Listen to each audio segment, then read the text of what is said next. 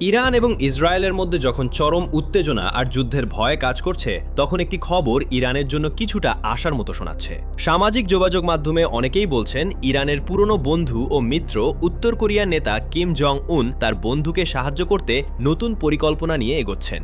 ইরানের ওপর যে হামলা হয়েছে তার প্রতিশোধ নিতে তিনি নাকি ইসরায়েল ও যুক্তরাষ্ট্রের বিরুদ্ধে পদক্ষেপ নেবেন। তবে এটা শুধুই শোনা কথা। কিম জং উন আসলেই এমন কোনো পরিকল্পনা করছেন কিনা বা আদৌ করবেন কিনা সেই বিষয়ে কোনো নির্ভরযোগ্য ও নিশ্চিত খবর এখনো পাওয়া যায়নি।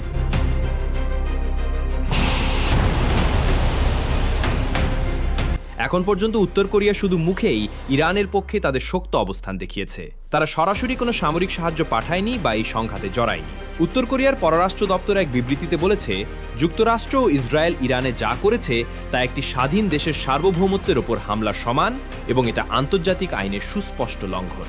অবশ্য উত্তর কোরিয়া সবসময় বিশ্বজুড়ে আমেরিকার প্রভাব বিস্তারের বিরোধিতা করে আসছে, তাই তাদের এই বক্তব্য নতুন কিছু নয়। এটা তাদের পুরনো নীতিরই একটি অংশ। তবে বিশ্লেষকরা মনে করছেন উত্তর কোরিয়ার এই সমর্থন মূলত কথার কথা এবং একটি কৌশল মাত্র।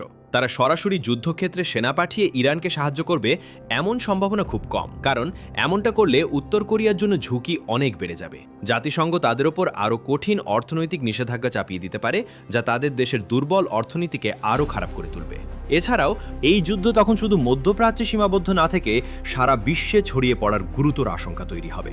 যদিও অতীতে উত্তর কোরিয়া গোপনে ইরানকে ব্যালিস্টিক ক্ষেপণাস্ত্র প্রযুক্তি দিয়ে সাহায্য করেছে বলে অভিযোগ রয়েছে, তাই বর্তমান এই জটিল পরিস্থিতিতে উত্তর কোরিয়ার ভূমিকা রাজনৈতিক সমর্থন এবং কৌশলগত বার্তা দেওয়ার মধ্যেই সীমাবদ্ধ থাকছে। তাদের এই অবস্থান ইরান সংকটকে আন্তর্জাতিক রাজনীতির মঞ্চে আরও জটিল ও অনিশ্চিত করে তুলছে।